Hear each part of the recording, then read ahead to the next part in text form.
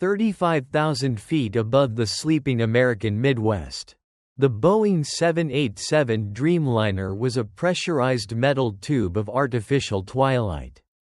Flight 418 from Seattle to New York was a red-eye. A sanctuary for exhausted business travelers, weary tourists, and people who just wanted to disappear into the hum of the twin Rolls-Royce engines. In seat 14B, Catherine Moore wasn't sleeping. She rarely did. Instead, she sat perfectly still, her attention anchored to the small, warm weight pressed against her right side. Anna, her 5-year-old daughter, was curled into a tight ball, her head resting on Catherine's thigh, her face half buried in a worn-out stuffed rabbit named Barnaby. Anna's breathing was a soft, rhythmic whisper, a metronome of innocence that Catherine guarded with her life. A faint scent of strawberry detangler and warm milk lingered in Anna's blonde curls. Catherine gently brushed a stray lock of hair away from her daughter's closed eyes. Her hand, calloused and crisscrossed with faded white scars, looked entirely out of place against the child's porcelain skin. Those hands had broken men. They had dismantled explosive devices in the suffocating heat of Fallujah, gripped the icy steel of a Zodiac boat in the dead of a Somalian night, and pulled the trigger of a suppressed Mk-18 more times than she cared to remember. Catherine was a ghost. Or, at least, she used to be. She was one of the first women to successfully navigate the grueling, soul-crushing pipeline to become a Navy SEAL, serving in a Tier 1 asset group that officially didn't exist. For a decade, violence was her primary language. But then came Anna.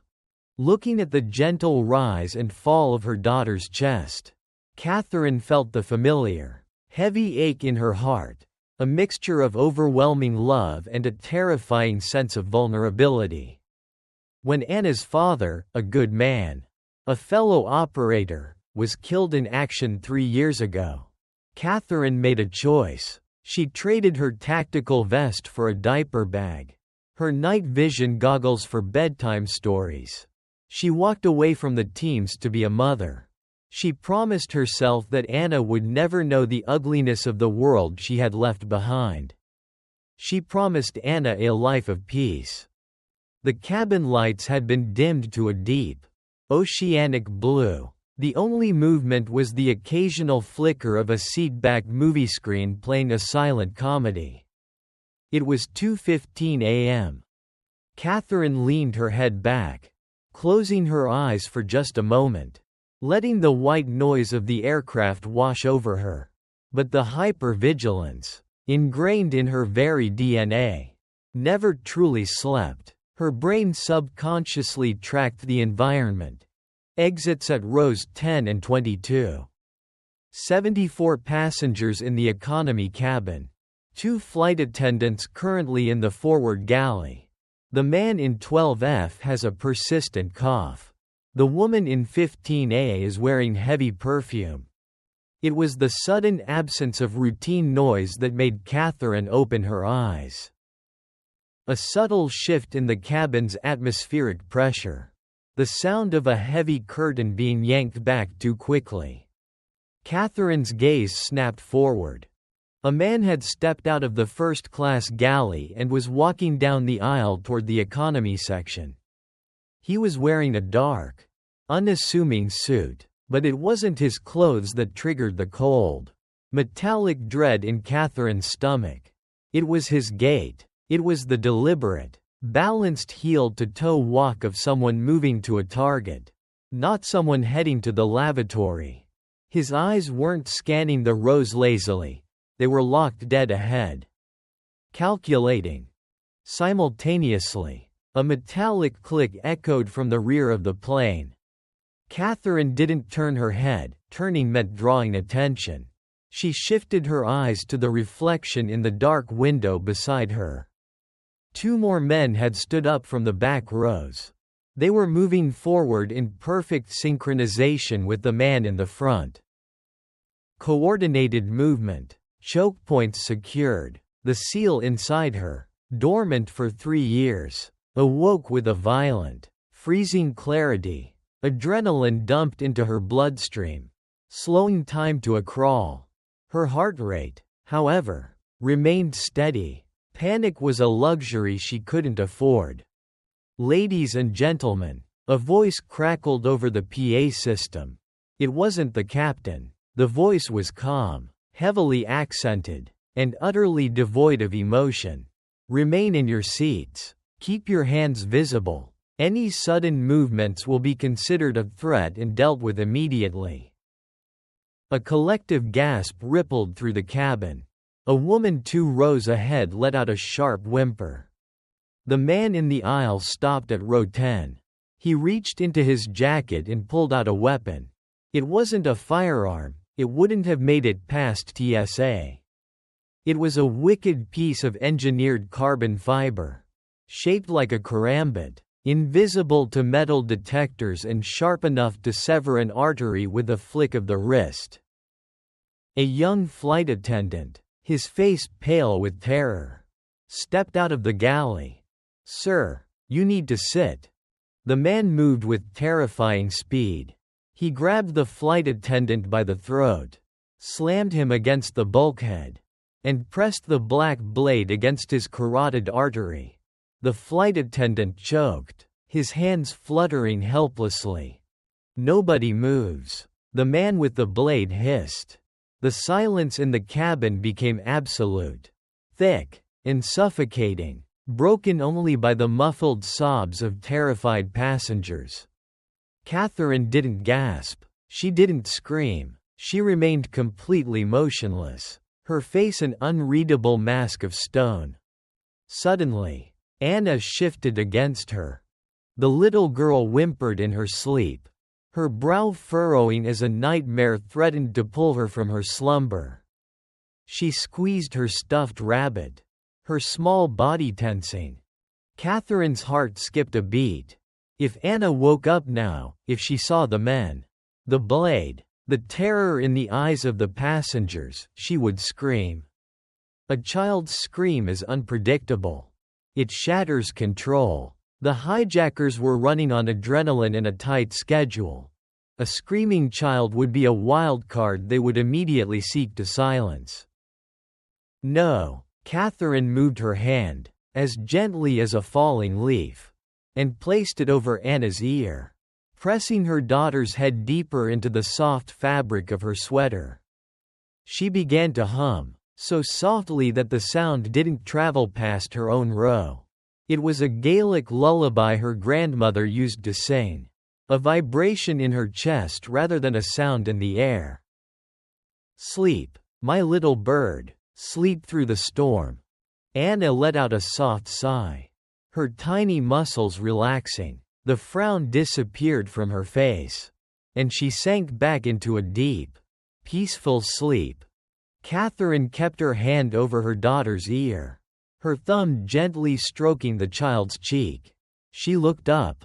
There were 4 hijackers in total, 1 holding the front, 2 patrolling the aisles, and 1 presumably trying to breach the cockpit.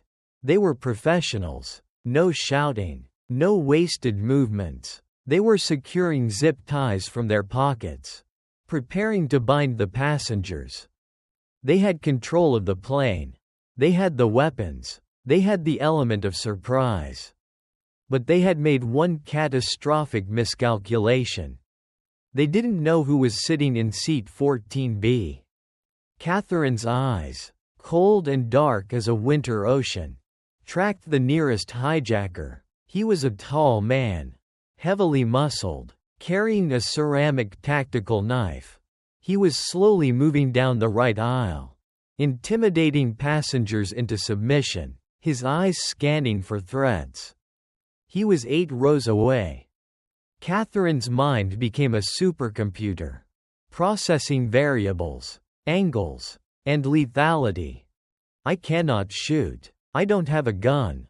And even if I did, the noise would wake Anna. It would cause a stampede. I cannot start a brawl. The physical impact, the shouting, it would wake her. If she wakes up, she becomes a target. There was only one way this ended with her daughter surviving. She had to kill them. All 4 of them. And she had to do it without making a single sound. She had to become the ghost she thought she had buried. She had to dismantle these men.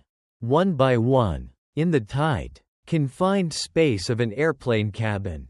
In complete silence. She looked down at Anna's peaceful, sleeping face. The contrast between the pure innocence in her lap and the dark, violent mathematics happening in her head was staggering. "I love you, sweetie," Catherine breathed, so quietly it was nothing more than a shaping of the lips. "Mommy's going to make sure you have a good dream." Catherine slowly unbuckled her seatbelt. The metal clasp didn't make a sound. She slid her left foot out into the aisle, her muscles coiling like a spring, her eyes fixed on the man approaching row 12. The hunt had begun, and the lullaby would continue. The cabin of the Boeing 787 was a pressurized tomb. The steady, deep bass hum of the Rolls-Royce engines, which just 10 minutes ago had been a comforting lullaby, now felt like the ticking of a massive clock. Catherine Moore kept her breathing shallow, her eyes locked on the hijacker advancing down the right aisle. He was a big man, maybe 220 pounds of solid, fast twitch muscle. He moved with the arrogant swagger of a predator in a pen full of sheep. In his right hand, the pale white blade of a ceramic tactical knife caught the dim blue light of the cabin. Ceramic. It wouldn't set off metal detectors, but it could slice through flesh and bone just as easily as steel. He was at row 12, 2 rows away. Catherine's right hand rested protectively over Anna's ear, anchoring the sleeping child to her side. Anna's breathing was slow and even, her tiny fingers clutching the worn ear of her stuffed rabbit. Barnaby. To Anna, the world was still safe. To Catherine, the world had shrunk to a bloody, lethal geometry of angles and blind spots. Think, Catherine told herself, the icy calm of her Tier 1 training overriding the mother's panic in her chest. She couldn't use her bare hands, a struggle would make noise. She needed leverage, she needed a ligature. Her left hand slid with agonizing slowness down to the small tactical backpack shoved under the seat in front of her. Without looking, her fingertips traced the familiar zippers and pockets. She found the small side compartment. Inside was her laptop charger, a heavy-duty, 6-foot braided nylon cord. It was strong enough to tow a small boat. It was definitely strong enough to crush a windpipe. She pulled the cord out, wrapping the ends around her knuckles, leaving exactly 16 inches of taut cable between her fists. She hid the weapon under the soft folds of her oversized cashmere sweater. The man reached row 13. He stopped, leaning over a terrified elderly couple. "Phones," he whispered, his voice a harsh, grating sound. "Give me your phones, now." The old man, his hands shaking violently, fumbled with his pockets, dropping a pair of reading glasses in the process. The clatter seemed deafening in the silent cabin. The hijacker raised the knife, pointing it an inch from the old man's eye. Quickly. Catherine's eyes flicked to the front of the plane. The leader was still by the cockpit, his back turned, arguing with a flight attendant. The second aisle guard was near row 20, facing the rear. The man in row 13 was isolated. Now, the turbulence hit. It wasn't severe, just a sudden, heavy jolt of clear air turbulence that caused the massive aircraft to shudder. The overhead bins rattled, and a few passengers let out involuntary gasps. It was the perfect auditory cover. Catherine moved. She didn't stand up, she flowed. In one fluid, silent motion, she slid out of seat 14B. Her dark clothing blending seamlessly into the shadowy aisle. She stepped behind the hijacker just as the plane leveled out. He was still leaning over the elderly couple. His attention entirely focused on the old man's phone. He never heard her coming. Ghosts don't make footsteps. Catherine brought her arms up. The braided nylon cord slipped cleanly over the hijacker's head and settled directly across his throat. Right over the Adam's apple. Before he could even register the sensation, Catherine pivoted her hips, dropping her weight and crossing her wrists behind his neck in a brutal, picture-perfect garrote technique. She didn't pull back. That would cause him to stumble backward and crash into the seats. Instead, she pulled down and in, digging her knee into the small of his back for leverage, trapping his massive frame between her body and the seat backs of row 13. The man's eyes bulged. His hands instantly flew to his throat. Dropping the ceramic knife, it fell silently onto the carpeted aisle. He tried to thrash, tried to throw his elbows back. But Catherine's grip was locked. She was applying a textbook blood choke, compressing the carotid arteries on both sides of his neck. It cut off the blood flow to the brain instantly. No oxygen meant no consciousness. 1 elephant, 2 elephant, 3 elephant, Catherine counted in her head, her face buried between his shoulder blades to avoid being hit by a wild swing. The man kicked his left leg out, his boot striking the armrest of row 13 with a dull thud. The elderly couple stared in absolute, paralyzed horror as the unassuming mother from row 14 systematically choked a terrorist to death inches from their faces. Catherine met the old woman's eyes. She put one finger over her own lips in a universal, desperate plea. Shish. The old woman clamped both hands over her mouth, nodding frantically, tears streaming down her wrinkled cheeks. 6 elephant, 7 elephant, 8 elephant. The hijacker's struggles weakened. His hands clawed desperately at the nylon cord, tearing at his own skin. But the braided cable was buried too deep. His massive body went completely limp, turning into 220 pounds of dead weight. Catherine didn't let go. In her world, you never assumed a threat was neutralized until you were absolutely sure. She held the choke for another 10 seconds, ensuring profound unconsciousness, and perhaps a little more. She couldn't afford for him to wake up.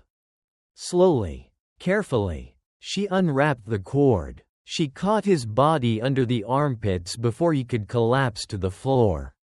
With a strength that belied her slender frame, she hoisted him up and dragged him backward into the empty middle and window seats of row 14. Right across the aisle from Anna. She shoved him out of sight, bending his head down toward his knees so he looked like a passenger sleeping off a heavy dose of Ambien. She grabbed the blanket from the empty seat and threw it over his head and shoulders, concealing the red, raw ligature mark on his neck and his unnatural posture.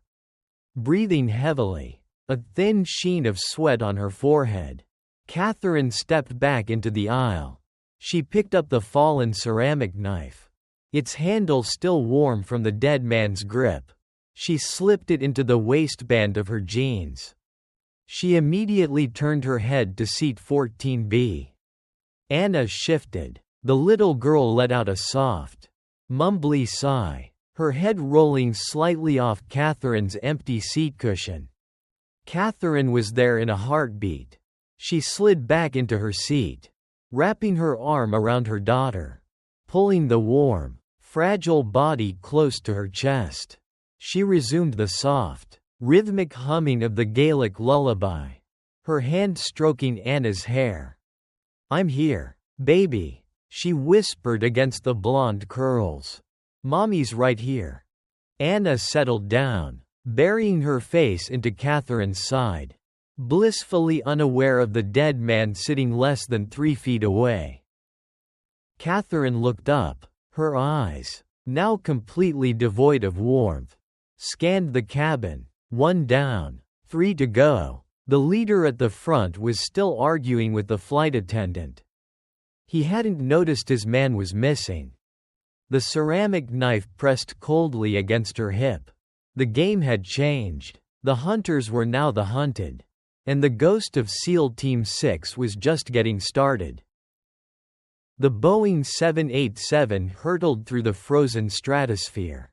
A fragile bubble of life suspended in a deadly vacuum.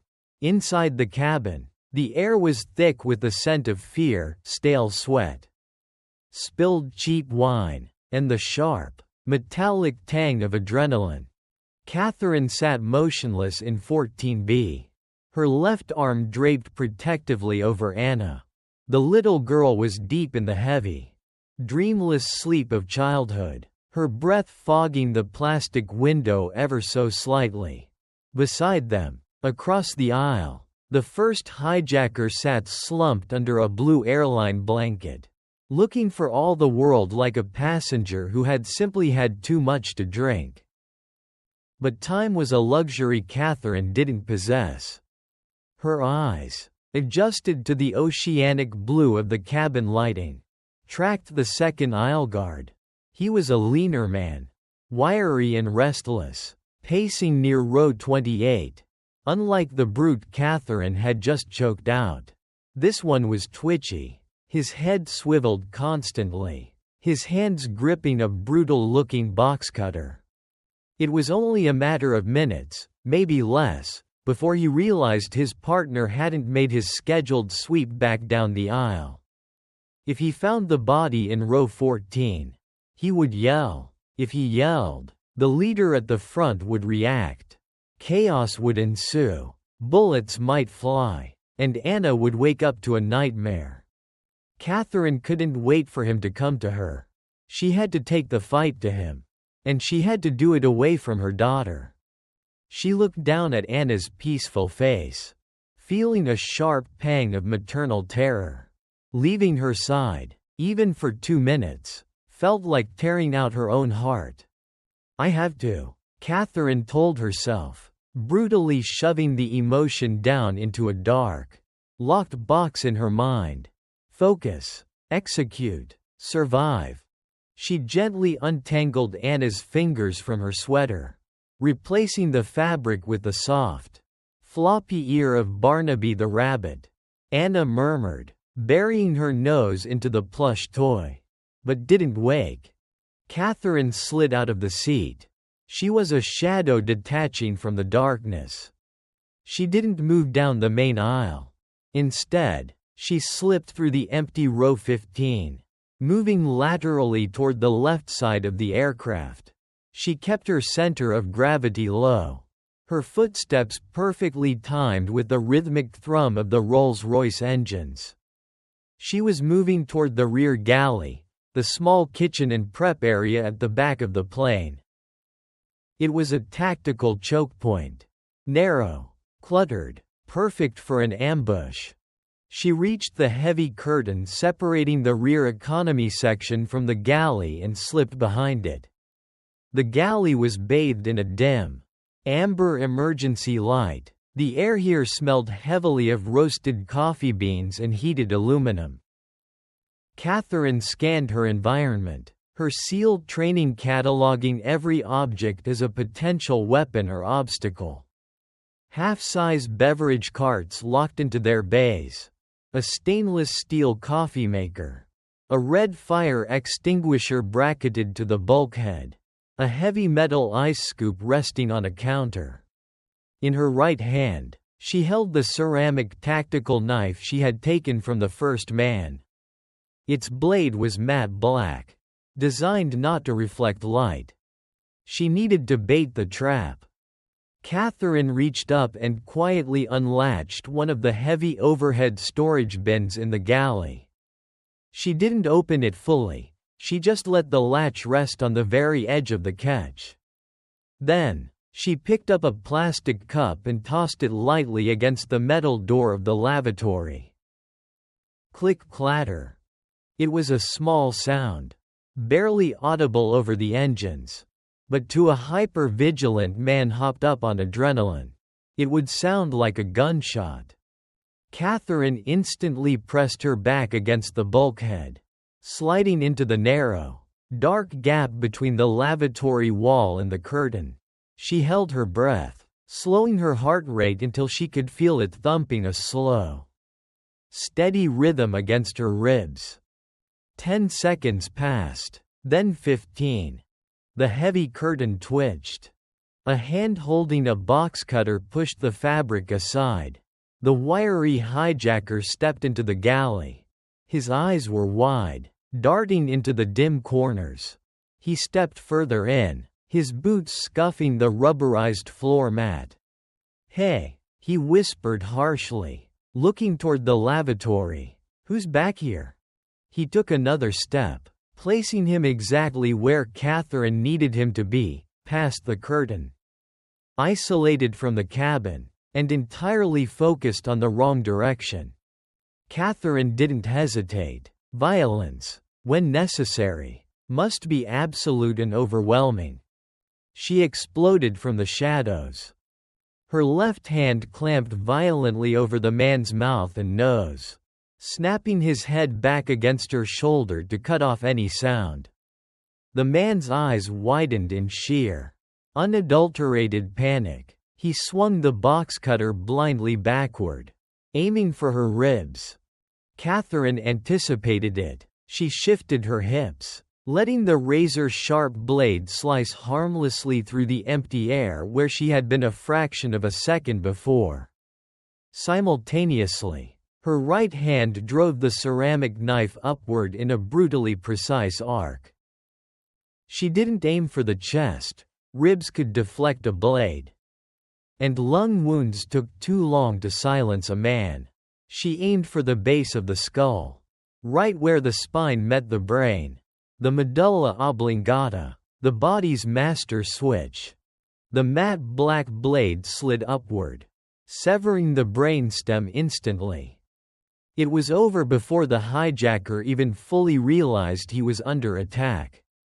There was no struggle, no dramatic final breath. His nervous system simply shut down. The box cutter slipped from his fingers, clattering softly onto a stack of paper napkins Catherine had preemptively kicked onto the floor to muffle the sound. His body went entirely flaccid, dropping like a sack of wet cement.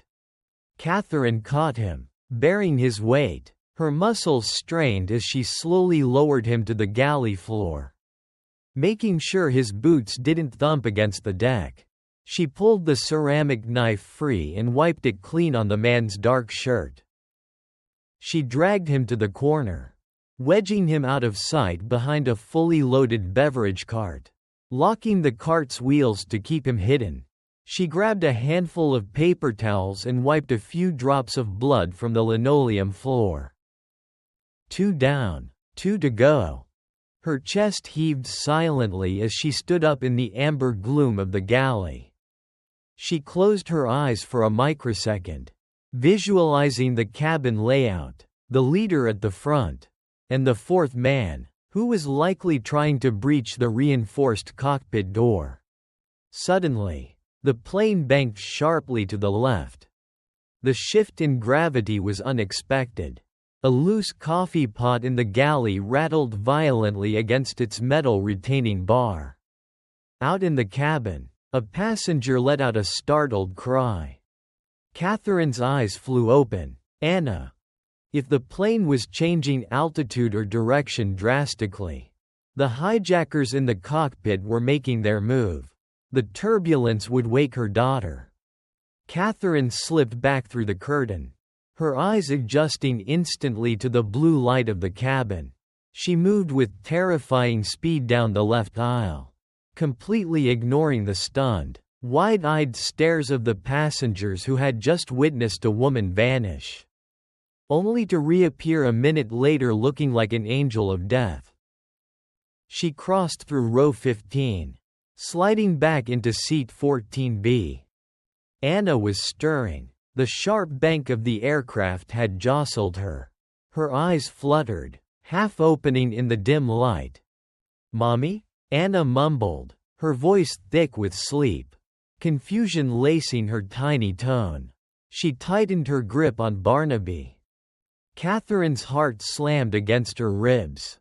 She immediately wrapped both arms around the little girl, pulling her onto her lap and pressing Anna's face into the crook of her neck. She shielded her daughter's eyes from the cabin, from the terrified passengers, from the dead man sitting across the aisle. "Shush, baby girl," Catherine whispered, forcing a gentle, melodic warmth into a voice that had just coldly commanded death. "It's just a little bumpy. Like a roller coaster. Remember? Close your eyes. I've got you." She began to rock back and forth gently, swaying with the motion of the aircraft, humming the Gaelic lullaby a little louder this time, her hand rubbing soothing circles on Anna's back. "Sleep, my little bird, sleep through the storm." Anna let out a long, shaky breath. The warmth of her mother's body, the familiar scent, and the steady heartbeat against her cheek worked their magic. Her tiny muscles relaxed, and she melted back into the safety of sleep. Catherine kept rocking her, over Anna's soft blonde head. Catherine's eyes locked onto the front of the plane. The leader, the man with the carbon fiber karambit, had finally noticed the silence. He was looking down the aisle, his brow furrowed. He realized his men were gone. He raised his weapon, his eyes scanning the terrified faces of the passengers, searching for the ghost that was dismantling his operation. Catherine stopped rocking. She held her sleeping daughter tight, her right hand slipping down to the bloody ceramic knife at her hip. "Come and find me," she thought, her eyes burning with cold, lethal promise. The Boeing 787 didn't just hit a storm, it slammed into a wall of violently churning atmospheric pressure. Without warning, the aircraft dropped 50 feet in a stomach-churning freefall. The overhead bins rattled like cages in an earthquake. A chorus of terrified shrieks erupted from the economy cabin, instantly swallowed by the roaring, strained whine of the twin engines fighting to regain altitude. The blue ambient lights flickered, died for a terrifying 2 seconds, and then snapped back on, casting harsh, strobe-like shadows across the terrified faces of the passengers. "Dang!" The "fasten seatbelt" sign illuminated with an angry red glare. In seat 14B, Catherine Moore didn't scream. Her left arm became a vice, pinning Anna securely to her chest and the seat. The little girl jolted, her eyes flying open, wide and filled with the sudden, primal terror of falling. She opened her mouth to cry. Catherine moved faster than thought. Before a sound could escape Anna's lips, Catherine pulled a pair of heavy, over-ear noise-canceling headphones from her open backpack.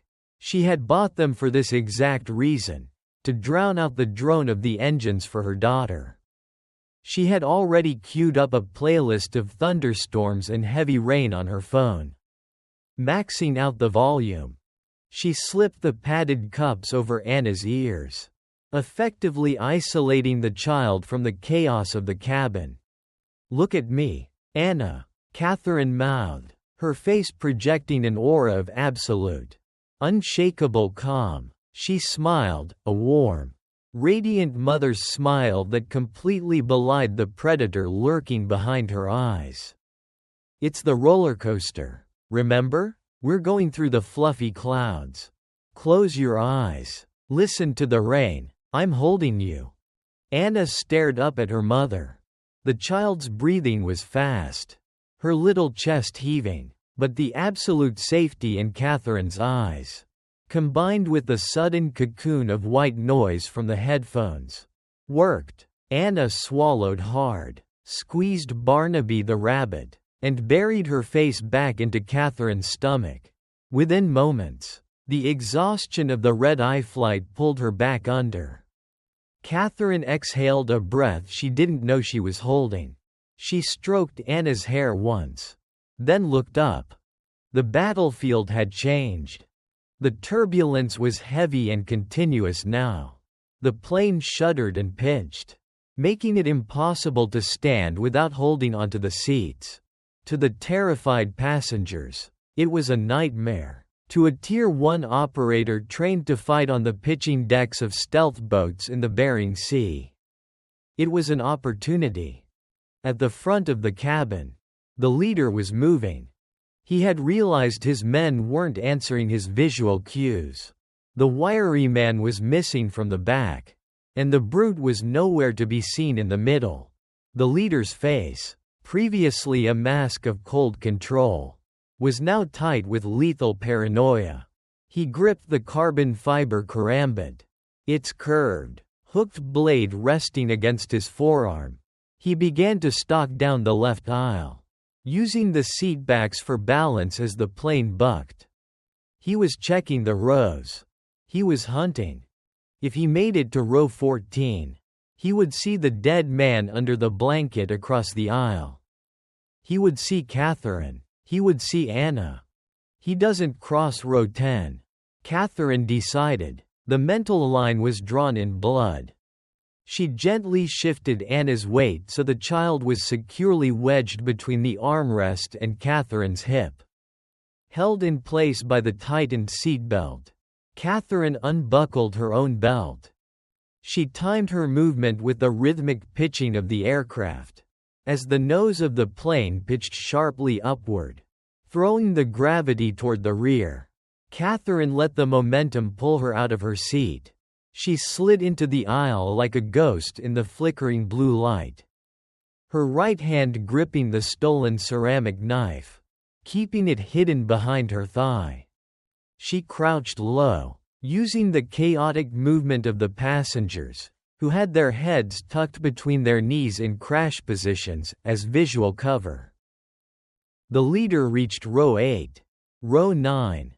He paused, his eyes narrowing as he spotted the unnatural lump under the blanket in row 14 across the cabin. He took a step forward, his jaw setting. Now. The aircraft hit a massive air pocket. For one agonizing, terrifying second, the plane experienced zero gravity.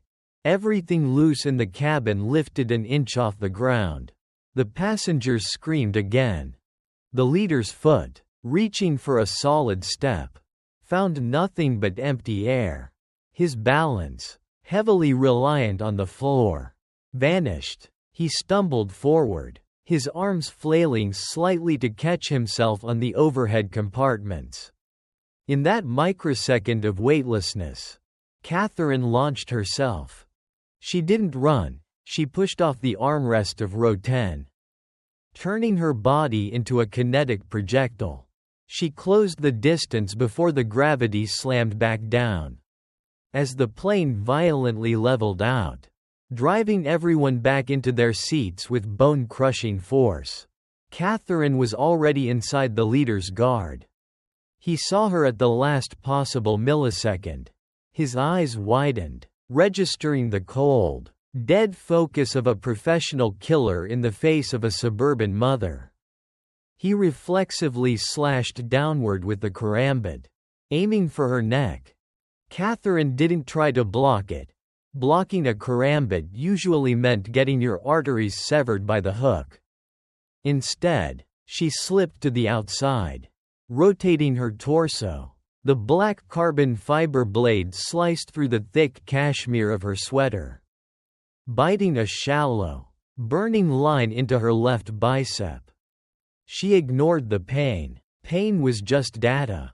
With her left hand, she trapped his wrist, pinning the arm holding the karambit against the plastic molding of the window seat. At the exact same time, her right hand drove the ceramic blade upward in a devastating, piston-like strike. She targeted the subclavian artery, located deep behind the collarbone. It was a kill shot designed for absolute silence. The ceramic blade punched through his dark suit, sinking to the hilt. Catherine twisted the handle viciously, severing the artery and collapsing the lung in one brutal motion. The leader's mouth flew open in a silent scream. Blood pressure dropped to 0 almost instantly. He couldn't draw breath to shout. His chest cavity was filling with his own blood. His eyes, fixed on Catherine, filled with a horrific realization. He wasn't the apex predator on this flight.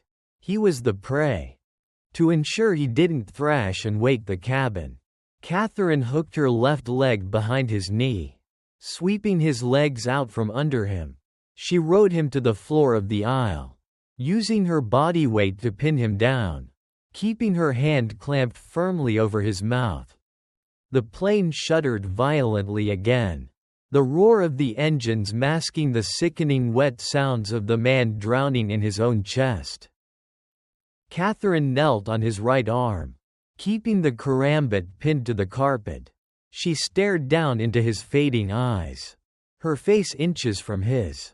Her expression was devoid of malice, anger, or triumph. It was simply the look of a worker finishing a necessary, dirty job.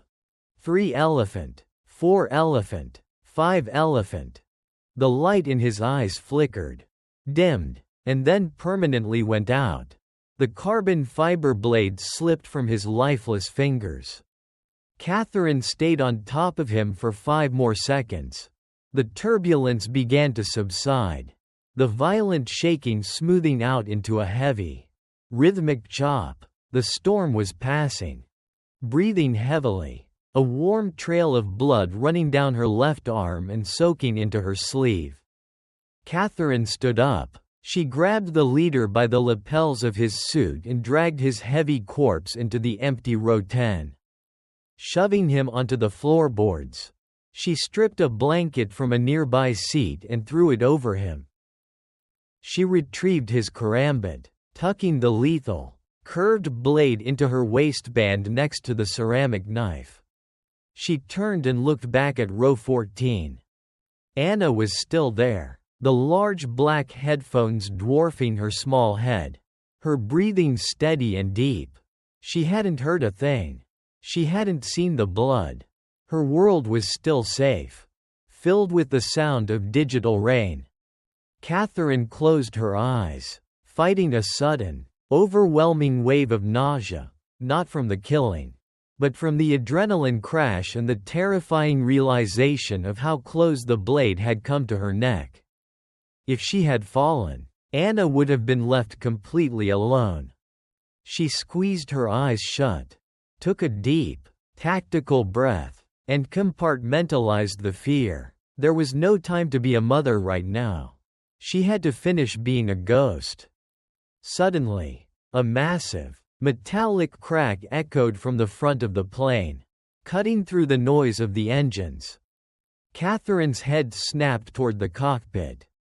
The fourth man, the breacher, a small, localized thermal charge had just blown the heavy deadbolts off the reinforced cockpit door.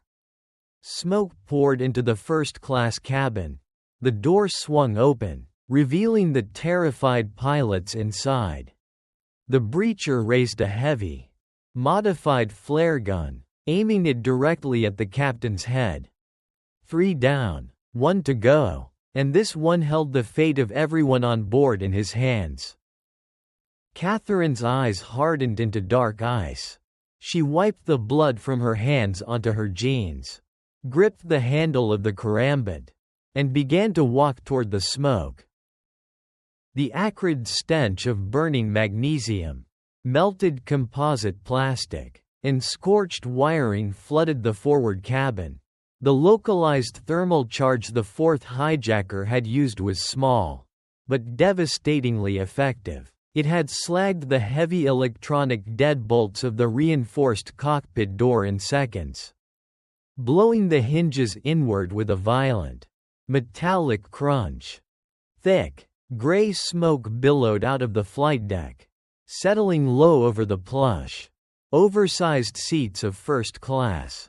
The passengers here were frozen in a state of absolute, paralyzed terror. Some had their hands clasped in silent prayer. Others were weeping into their armrests. Through the haze, Catherine Moore moved.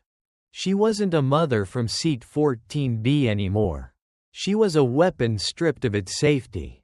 Her left arm throbbed a vicious, burning rhythm where the karambit had sliced through her bicep, the warm blood soaking the sleeve of her cashmere sweater and dripping steadily onto the carpet. She ignored it. In combat, pain was merely a suggestion. She slipped past the heavy curtain separating the cabins, her footsteps utterly silent. In her right hand, she held the curved, carbon fiber karambit she had taken from the dead leader. In her left hand, slick with her own blood, she gripped the white ceramic tactical knife. 10 feet away, standing in the ruined threshold of the cockpit, was the breacher. He was a mountain of a man, heavily built, wearing a thick, reinforced leather jacket that looked like it could deflect a slashing blade. He had one hand clamped on the shoulder of the co-pilot, brutally yanking the younger man out of his seat. In his other hand, he leveled a heavily modified, large-caliber flare gun directly at the captain's face. Out of the seat, the breacher roared, his voice booming over the wind noise rushing in through the compromised door seals. "Get out of the seat, or I burn your face off and fly it myself." A flare gun inside a pressurized cockpit was a catastrophic threat. It wouldn't just kill the captain. The burning phosphorus would ignite the oxygen-rich environment, melt the instrument panels, and potentially blind the crew, sending the 787 plunging into the Atlantic. Catherine had maybe 3 seconds before he pulled the trigger. She couldn't sneak up on him. The narrow aisle of first class was partially blocked by a discarded beverage cart, and the smoke was beginning to clear. If she charged, he would hear her, turn, and fire the flare. She needed a distraction, a lethal one. Catherine stopped at row 2, anchoring her feet firmly on the carpet. She raised her left hand, fighting through the searing pain in her torn bicep. She locked her eyes on the small, unprotected gap between the breacher's heavy leather collar and his tactical helmet. She took a breath, exhaled half of it to steady her heart rate, and threw the ceramic knife. She didn't throw it end over end like a movie stunt. She threw it with a brutal, flat, overhand snap, a technique designed for maximum velocity and zero aerodynamic drag. The white blade hissed through the smoky air. Thwack! The ceramic blade buried itself hilt deep into the heavy muscle of the breacher's right shoulder, biting agonizingly close to the joint. The man let out a deafening roar of pain and shock. His right arm, the one holding the flare gun, spasmed instinctively, jerking the weapon away from the captain's face. The gun discharged with a blinding flash of orange and a deafening crack. The burning phosphorus flare rocketed past the captain's ear, shattering the heavy glass of the primary flight display and embedding itself into the bulkhead, showering the cockpit in blinding white sparks and suffocating smoke. But he hadn't hit the pilots. In the fraction of a second it took for the breacher to register the knife in his shoulder, Catherine had already closed the distance. She launched herself over the discarded beverage cart, her boots hitting the deck just inches behind him. The giant man spun around. His face twisted in a mask of primal rage, raising his heavy left fist to crush whoever had dared attack him. Catherine didn't back away. She stepped inside his arc. She dropped to one knee, ducking under his massive, swinging fist. Using all the kinetic energy of her forward momentum, she drove the hooked, carbon fiber blade of the karambit upward, sinking it deep into the soft, unprotected tissue of his inner thigh, right into the femoral artery. The breacher's eyes bulged. He let out a wet, breathless gasp as his leg immediately gave out under his massive weight. As he collapsed to his knees, his head dropping right into her strike zone, Catherine withdrew the blade and pivoted smoothly. She brought her right arm around in a vicious, sweeping hook. The razor-sharp inner curve of the karambit caught the man directly across the throat, bypassing the thick leather collar entirely. It was a devastating, unsurvivable strike. The giant man collapsed backward, crashing heavily onto the floor of the galley area, his hands clutching pointlessly at his ruined throat. The flare gun skittered across the floorboards. Catherine stood over him, her chest heaving, the bloody karambit loose in her grip. She watched his chest stop moving, ensuring the threat was permanently neutralized. 4 down. The plane was secure. She kicked the flare gun out of reach and stepped into the sparking ruin of the cockpit. The captain and the co-pilot were both coughing violently, their hands raised in defensive postures, their eyes wide with disbelief as they stared at the blood-soaked, slender woman standing in the doorway. Who are you?" the captain stammered, his face pale, pointing a trembling finger at the karambit in her hand. "Are there more of them?" Catherine didn't smile. She reached into the back pocket of her jeans with her uninjured hand. Pulling out a small, worn leather wallet, she flipped it open and held it up. The silver badge and the Department of Defense credentials caught the emergency lights. "Federal Air Marshal," Catherine lied, her voice an absolute zero of professional authority. It was a cover story she had used a dozen times in her past life. It was the only thing these men would understand without asking 100 questions. "The cabin is secure. All 4 hostiles are neutralized." The pilots stared at her, the collective relief washing over them so powerfully the co-pilot slumped back into his seat, burying his face in his hands. "Are you hit?" the captain asked, noticing the blood pouring down her left arm. "I'm fine," Catherine said, her tone leaving no room for argument. She pointed at the blazing flare embedded in the bulkhead. "Use the halon extinguisher on that fire. Do not open this door again. Lock it from the inside. Barricade it with the jump seat if you have to. Squawk 7500 to air traffic control. Tell them the situation is contained. And get this bird on the ground at the nearest available tarmac." "Yes, ma'am," the captain breathed, his training finally kicking back in. He reached for his radio headset. Catherine turned her back on the cockpit. She stepped over the body of the massive breacher, pulling the heavy curtain shut behind her to hide the carnage from the first-class passengers. Her adrenaline was beginning to recede, leaving behind a cold, shuddering exhaustion. Her arm burned like hellfire. But she didn't care. The mission was over. The hostiles were dead. She needed to get back to Anna. Catherine moved quickly down the left aisle, keeping her bloody arm pressed against her side. She passed row 10, where the dead leader lay under a blanket. She passed row 13, where the old couple stared at her with wide, reverent eyes, the old woman mouthing a silent, "Thank you." She reached row 14. Anna was exactly where Catherine had left her. The little girl was still slumped against the window seat, the large black noise-canceling headphones securely over her ears, her blonde hair spilling over the stuffed rabbit. Barnaby. She was breathing deeply, completely oblivious to the fact that her mother had just slaughtered 4 armed terrorists to protect her dreams.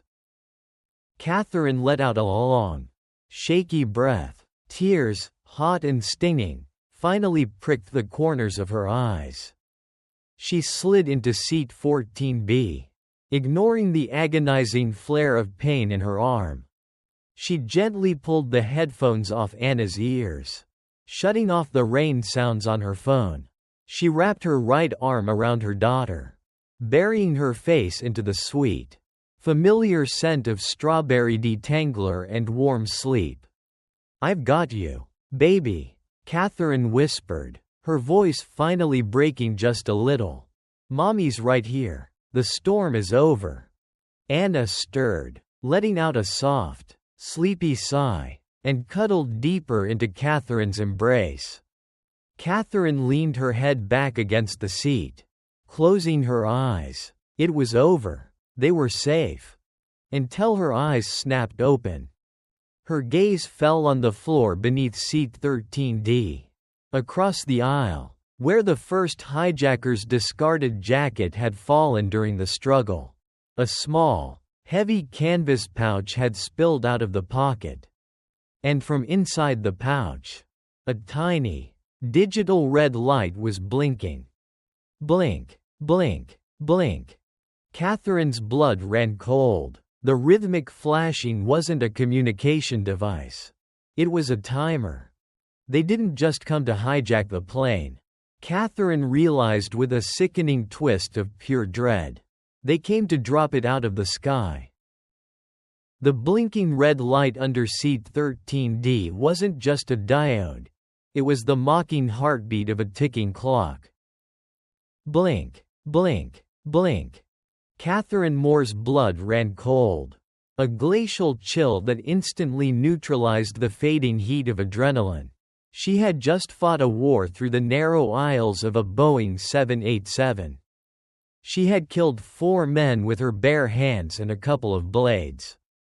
She had secured the cockpit. She thought she had bought her daughter a lifetime of peace. But terrorists didn't hijack a plane with zero-gravity combat in mind. They hijacked it for the statement. If they couldn't crash it into a building, they would blow it out of the sky. Catherine didn't gasp. She didn't scream for help. Panic was a contagious disease. And in an enclosed, pressurized cabin at 35,000 feet, it was deadlier than shrapnel.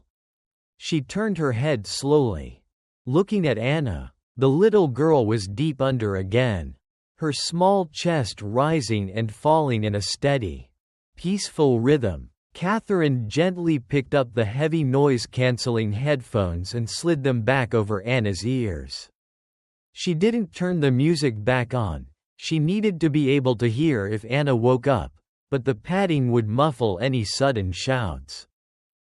"Stay asleep, my little bird," Catherine whispered, her voice tight. "Just a few more minutes." Catherine unbuckled her seatbelt and slid back into the aisle. The pain in her left arm flared, a vicious, tearing agony. The karambit had slashed deep into her bicep muscle, and the heavy cashmere of her sweater was now soaked, clinging to her skin with warm, sticky blood. Her fingers felt cold and slightly numb. Shock was setting in. She pushed the pain into the dark, locked box in her mind. She dropped to her knees in the aisle, right next to the discarded canvas pouch. The elderly couple in row 13 shrank back into their seats, their eyes wide with fresh terror. They had just watched this woman systematically dismantle a terrorist organization. Now she was staring at a bomb. "Ma'am," Catherine whispered to the old woman, her voice a low, commanding rasp. "Do not move. Do not make a sound." Catherine reached out with her right hand and gently hooked 2 fingers under the strap of the canvas pouch. She didn't pull it toward her. In EOD, explosive ordnance disposal, training, rule number 1 was simple. If you don't know the trigger, you don't move the package. She leaned in, bringing her face inches from the pouch. The smell of cheap canvas mixed heavily with the sharp, chemical odor of plastic explosive. She carefully peeled back the Velcro flap. Inside was a nightmare of amateur engineering. 2 brick-sized blocks of what looked like commercial-grade C4, pale, doughy, and lethal. Embedded in the explosive was a blasting cap, wired to a digital kitchen timer. The timer read 3:42. 3 minutes and 42 seconds. But it wasn't just a simple timer. Running from the timer to the blasting cap was a web of secondary wires, red, blue, and black, tangled around a crude anti-tamper switch. If she just yanked the blasting cap out, the switch would complete the circuit, and Flight 418 would become a fireball over the Atlantic. She needed to cut the primary power wire to the detonator. Catherine reached for the ceramic tactical knife at her hip, but stopped. The blade was too thick. One clumsy slip in the tight space of the pouch, and the blade would bridge 2 wires, completing the circuit. She needed something precise. She needed wire cutters. 3 minutes, she muttered to herself, a bead of sweat tracing a cold path down her spine. She looked up at the old woman in seat 13C. The woman was clutching a small, floral-patterned knitting bag to her chest like a life preserver. "Ma'am," Catherine said, locking eyes with the terrified woman. "I need your help. Look in your bag. Do you have nail clippers? Cuticle scissors? Anything metal that snips?" The old woman blinked, her mouth opening and closing silently. "Focus on me," Catherine commanded softly, projecting absolute authority. 3:15. "We don't have time. Nail clippers. Now." The woman's hands began to shake violently. But she unzipped the floral bag. She fumbled through skeins of yarn and plastic needles before pulling out a small, silver pair of TSA-approved nail clippers. Please," the old woman stammered, offering them with a trembling hand. "Thank you. You did perfectly. Now close your eyes and cover your ears," Catherine said, snatching the clippers. She turned back to the bomb. 2:48. Catherine shifted her weight, bringing her bleeding left arm forward to brace the canvas pouch. The moment her fingers touched the fabric, her arm trembled violently. Muscle failure. The blood loss was making her weak. "No, not now. Hold steady." She bit down hard on her lower lip, tasting copper, using the sharp spike of new pain to override the weakness in her arm. She forced her left hand to become a rigid vise, pinning the pouch to the carpeted floor. With her right hand, she maneuvered the tiny nail clippers into the nest of wires. 1:55. Trace the path. Her mind recited the EOD mantra. Find the source. Ignore the noise. The red wire looped around the anti-tamper switch. A decoy. The blue wire ran directly into the C4. Another decoy, likely tied to a secondary collapse circuit. The black wire. The black wire ran from the battery pack hidden under the timer, straight down into the base of the blasting cap. That was it, the main artery. 1:10. Catherine squeezed the tiny clippers, testing the jaw tension. They were cheap pharmacy clippers, dull and misaligned. If she squeezed and they didn't cut cleanly through the copper wire on the first try, the friction might generate enough static to spark the cap. She had to sever it perfectly. One clean snap. Her heart hammered against her ribs like a trapped bird. The roar of the Boeing's engines seemed to fade, replaced entirely by the sound of her own breathing and the soft, rhythmic hum of her daughter sleeping 2 feet away. For Anna, she positioned the jaws of the nail clippers around the black wire, sliding them as close to the battery pack as possible to leave no room for a spark to travel. 0:45. Her left arm began to shake again, a violent tremor that threatened to jerk the entire pouch. Blood dripped from her elbow onto the digital timer, smearing the red numbers. 0:22. Catherine closed her eyes for exactly 1 second. She visualized the cut. She accepted the possibility of death, finding the cold, dark center of her SEAL training where fear simply didn't exist. She opened her eyes. They were completely devoid of emotion. 0:11. Catherine clamped down on the nail clippers with every ounce of strength in her right hand. Snap! The cheap metal of the clippers bit through the plastic casing and severed the copper core in one sharp, clean motion. The red digital numbers on the timer vanished. The blinking diode died. The heavy, suffocating silence that followed was broken only by the steady drone of the jet engines and the soft whimpering of the old woman in seat 13C. Catherine didn't move. She stayed frozen over the bomb for 10 agonizing seconds, waiting for a secondary timer, waiting for the flash of white light that would end her world. Nothing happened. It was a brick of harmless dough and dead wires. Catherine exhaled. It wasn't a sigh, it was the complete collapse of her adrenaline system. The clippers slipped from her fingers, bouncing softly on the carpet. She slumped backward, resting her head against the armrest of row 13. Her left arm finally gave out entirely, hanging limp and bloody at her side. She looked over at seat 14B. Anna was still asleep. The little girl had shifted slightly, her cheek resting against the window, the heavy headphones still firmly in place. Barnaby the rabbit was safely tucked under her chin. She hadn't heard the storm. She hadn't seen the blood.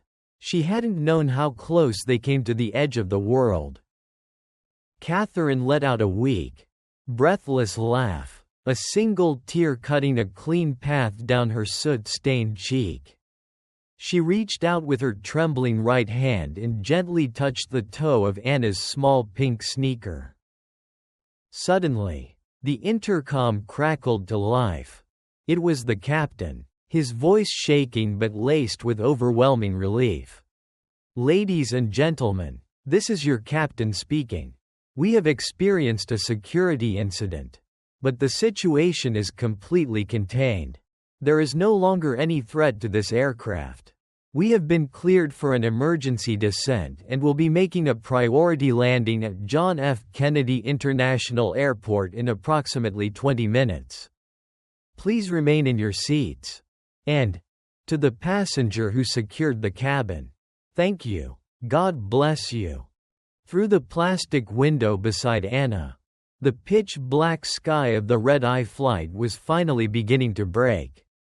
A thin, fragile line of gold and bruised purple was bleeding into the horizon. Morning was coming. The ghosts had been put back in the dark. The descent into John F. Kennedy International Airport was steep and fast. Outside the scratched plastic of the Boeing 787's windows, the bruised purple of the night sky was finally surrendering to a bleeding golden dawn. The first rays of morning light pierced the cabin, illuminating the floating dust motes and the brutal reality of what had transpired in the dark. Catherine Moore sat in seat 14B, moving with the slow, deliberate care of a severely wounded animal. Her left arm was on fire. The deep laceration from the carbon fiber karambit had stopped pumping freely. But a steady, sluggish seep of dark blood continued to soak her cashmere sweater. She couldn't let Anna see the blood. She couldn't let the authorities see her as a threat. Working entirely with her right hand in her teeth, Catherine managed to pull a spare, dark gray oversized hoodie from her tactical backpack. She carefully draped it over her left shoulder and arm, concealing the ruin of her sleeve. She used a wet wipe from her bag to hastily scrub the smears of the breacher's blood from her face and neck. Next, she dealt with the weapons. She took the ceramic knife and the karambit, wrapping them tightly in an airline sickness bag, and shoved them deep into the seat pocket in front of her. If the tactical teams storming the plane saw a woman holding a bloody blade, they would shoot first and ask questions later. She needed to become invisible again. Just another terrified, exhausted mother on a nightmare flight. The landing gear deployed with a heavy, mechanical thump that vibrated through the floorboards.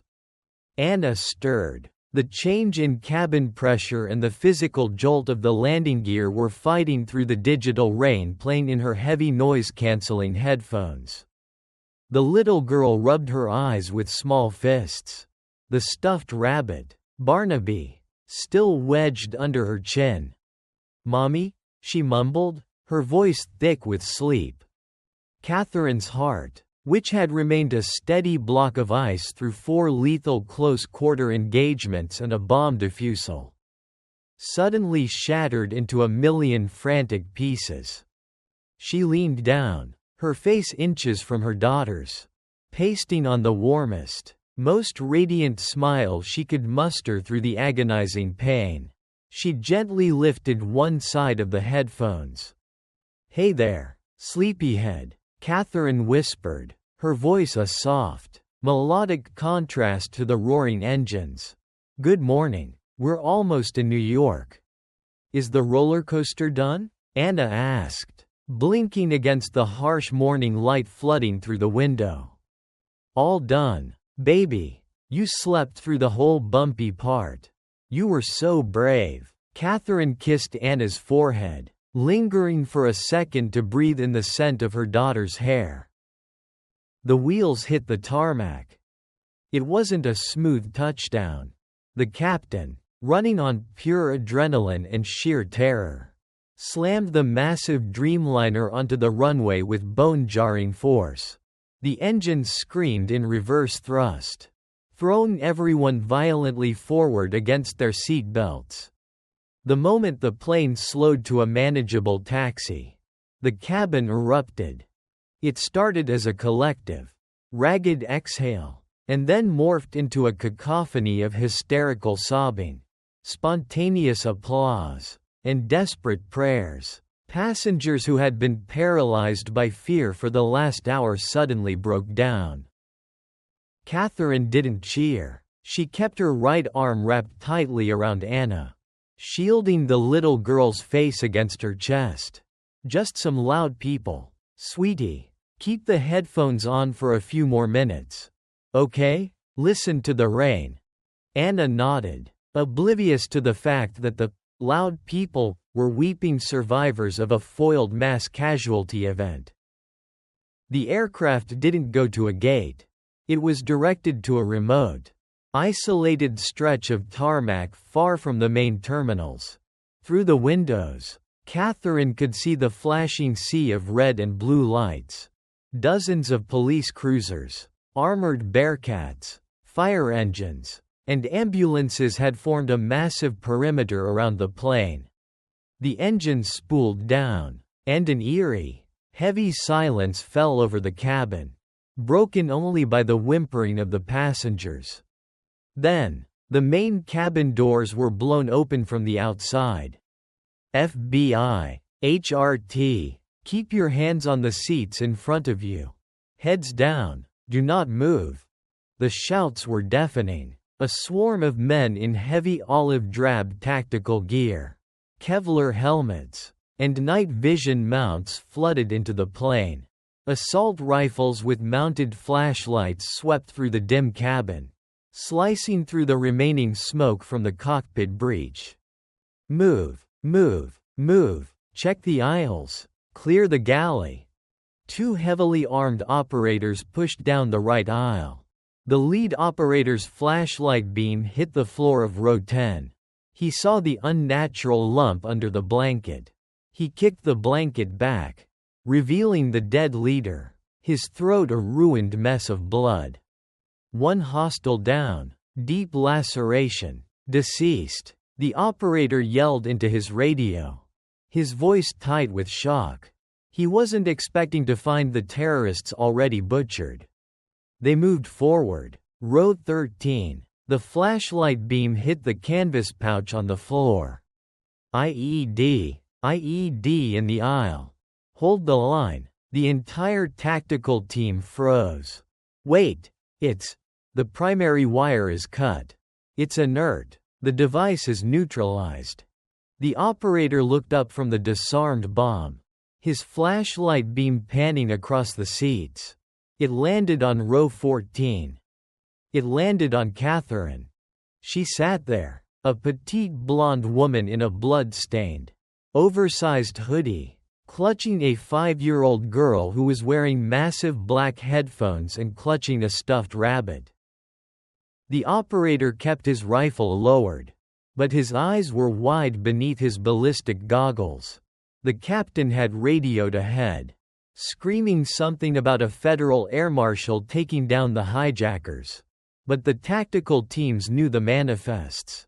There were no air marshals assigned to Flight 418. An older man in an FBI windbreaker pushed through the tactical line.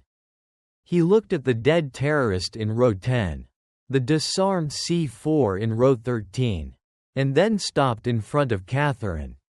"Ma'am," the FBI agent said, his voice dropping to a low, careful register. "Are you the one who secured the cabin?" Catherine looked up at him. Her eyes, which had been cold, dead voids just 20 minutes ago, were now perfectly wide and appropriately traumatized. She let a slight, very convincing tremble enter her jaw. I had my DOD credentials," Catherine stammered, her voice soft and shaky. She reached into her pocket with her good hand and slowly handed the agent the weathered leather wallet. "I'm a consultant for the Department of Defense. I got lucky. He slipped when the plane dropped. I had to protect my daughter." The agent flipped open the wallet. He looked at the badge, looked at the clearance codes, and then looked back at the precision kill shots on the bodies.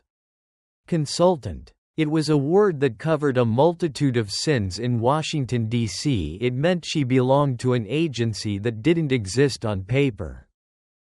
He understood immediately. She was a ghost, and she wanted to stay that way. The agent snapped the wallet shut and handed it back to her with a slow, respectful nod. "Understood. Ma'am, you're safe now. We're going to get you and your daughter off this plane." "Please," Catherine whispered, gesturing to the bodies with her eyes, but keeping Anna's face turned away. "My daughter. She was asleep. I don't want her to see any of this. Please. We'll shield her," the agent promised. He turned to his tactical team. "Form a wall. Port side aisle. Block the view of the deck. Let's get these passengers out." The operators immediately moved, standing shoulder to shoulder along the aisle, using their bodies to block the view of the blood and the corpses. Catherine stood up. The pain in her arm made her dizzy, but she bit her tongue until it bled to stay conscious. She scooped Anna up in her right arm, resting the girl's head on her uninjured shoulder. As they walked down the aisle, Catherine passed row 13. The elderly woman was still sitting there, clutching her knitting bag. The woman looked up at Catherine. There were tears in her eyes, but no fear, just a profound, Overwhelming gratitude. The old woman didn't say a word to the FBI. She just looked at Catherine, gave a slow, deep nod, and mouthed a single word, "Angel." Catherine gave her a tiny, tired smile in return, then turned her face toward the open door. The cool, salty morning air of New York hit her face. Sirens wailed in the distance. Paramedics were rushing forward with stretchers. "Look, Anna," Catherine said, her voice finally breaking with genuine emotion as she stepped out onto the metal stairs of the mobile ramp.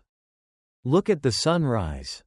Anna pulled one of the ear cups off her ear and blinked at the brilliant golden light washing over the tarmac. She smiled, a pure, innocent expression that erased the horrors of the night. "It's pretty, Mommy," Anna said. "Yeah, baby," Catherine whispered, pulling her daughter tight against her chest as they walked down into the morning light. "It's really pretty."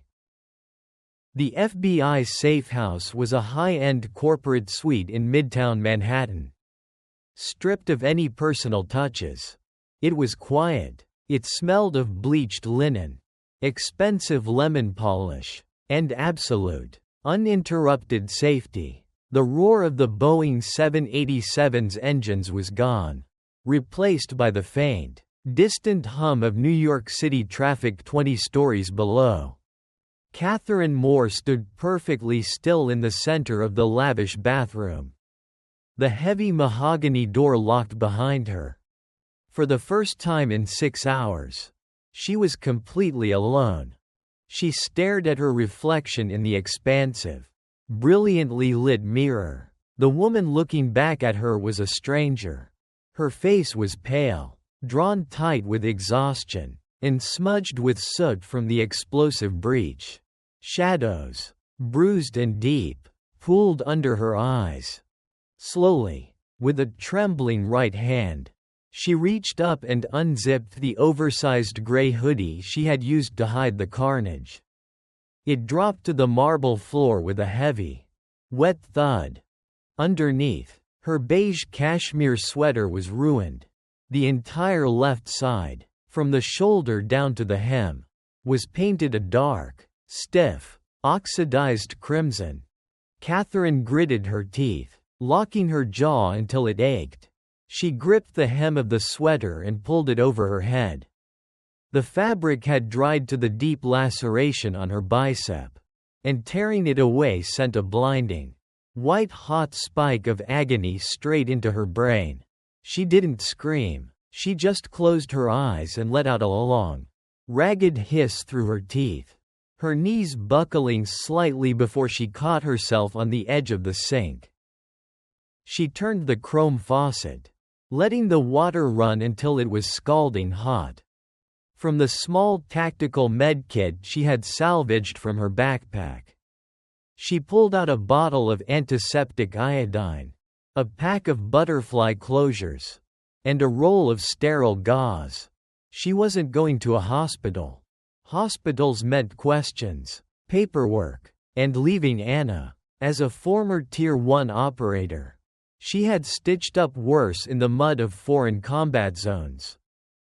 She poured the iodine directly into the open, weeping slash left by the carbon fiber karambit. A choked sob, the very first sound of genuine, unfiltered pain she had allowed herself to make all night, ripped from her throat. She gripped the edges of the marble sink so hard her knuckles turned entirely white.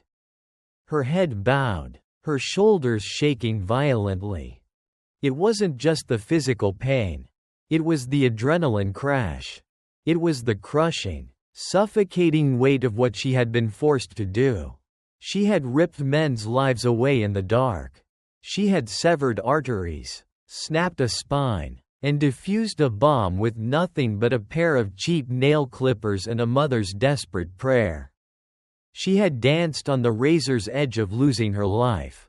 And worse, leaving her little girl completely alone in a cabin full of monsters. The tears came then. They didn't fall delicately, they poured out of her. Hot and fast, mixing with the cold sweat on her face. She wept for the lives she took, for the violence she couldn't escape, and for the terrifying fragility of the peace she had tried so hard to build. But she didn't weep for long. Ghosts don't have time to cry. Catherine took a deep, shuddering breath, compartmentalizing the trauma, shoving it back into that dark, locked box in her mind. She expertly pinched the edges of the deep wound together, sealing the laceration with surgical glue and butterfly stitches, before wrapping it tightly in thick white gauze. Then, she stepped into the shower. She stood under the scalding spray, letting the water hit her face, her hair, her shoulders. She watched the water pool around her feet. It ran pink at first, swirling toward the chrome drain, carrying away the blood of the leader, the breacher, the men in the aisles, and her own. She stood there until the water ran perfectly, crystal clear. The cleansing was complete. The warrior was washed away. 10 minutes later, Catherine stepped out of the bathroom. The bloody clothes were sealed in a plastic laundry bag, hidden at the bottom of a trash can. She wore a soft, clean white hotel t-shirt and loose cotton sweatpants. The thick bandage on her arm was completely hidden under the oversized sleeve. Her face was scrubbed clean, her damp blonde hair combed back. She walked softly into the bedroom. The heavy blackout curtains were drawn, keeping the room in a gentle, artificial twilight. In the center of the massive king-sized bed, surrounded by a fortress of plush white pillows, lay Anna. The 5-year-old was fast asleep, still clutching Barnaby the rabbit. She looked like an angel, completely untouched by the violence of the world. Her breathing was a soft, rhythmic whisper. Catherine walked over to the edge of the bed and carefully climbed in. Wincing silently as she favored her left arm, she slid under the heavy duvet, moving close to her daughter. As if sensing the shift in the mattress, Anna stirred. Her blue eyes fluttered open, heavy with sleep. She looked up at her mother's clean, smiling face. "Mommy?" Anna mumbled, reaching out a tiny, warm hand to touch Catherine's cheek.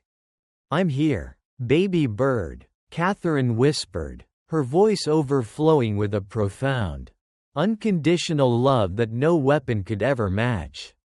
"We're not on the plane anymore?" "No, sweetie. The ride is over. We're in a big, comfy hotel bed." Anna smiled, snuggling closer, burying her face into the crook of Catherine's uninjured shoulder. "It was a really long flight. I didn't like the bumpy parts." "I know, baby," Catherine said, gently stroking Anna's hair, her eyes misting over once more, but this time with pure, unadulterated gratitude. "But you slept right through the worst of the storm. You did so good." "Did you sleep, Mommy?" Anna asked, her voice fading as sleep pulled her back down. Catherine looked at the heavy blackout curtains, knowing that outside, a city of millions was waking up to a news story they would never fully understand. They would talk about the brave air marshal, the foiled plot, the miracle on Flight 418. They would never know about the mother in seat 14B. And that was exactly how Catherine wanted it. She pressed a soft kiss to the top of Anna's head. "I stayed awake, sweetie," Catherine whispered into the quiet room. "Mommy just stayed awake to make sure you had a good dream." Anna let out a soft sigh and drifted off, safe and completely loved. Catherine Moore held her daughter tight, finally closing her own eyes. And for the first time in years, she felt like she could truly rest.